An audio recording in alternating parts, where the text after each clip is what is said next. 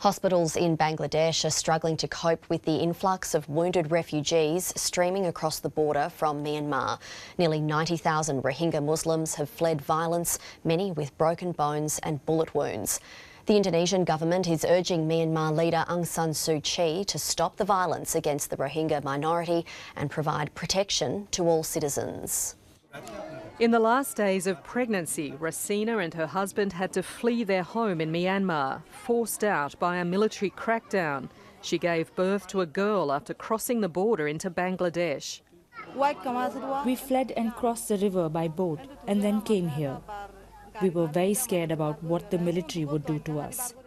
There's been a mass exodus of Rohingya from Myanmar's northwestern Rakhine state since late last month. Makeshift camps across the border are barely able to cope, and hospitals are overwhelmed by the number of wounded. This man was shot in the shoulder. Almost all of them are gunshot injuries. Some are in the limbs, some are in the body.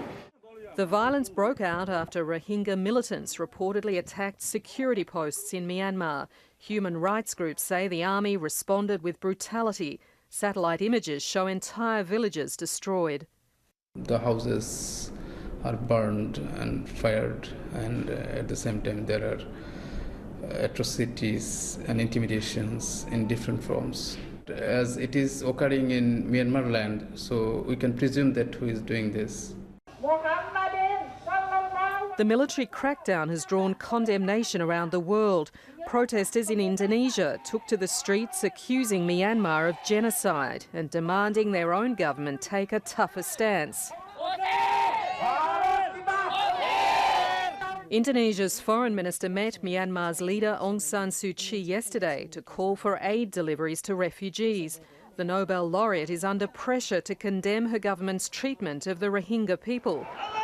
In Chechnya, tens of thousands of protesters turned out in support of the Muslim minority. The Rohingya are denied citizenship in Myanmar despite claiming roots there that go back centuries. More than 400,000 now live in Bangladesh. Anne Barker, ABC News.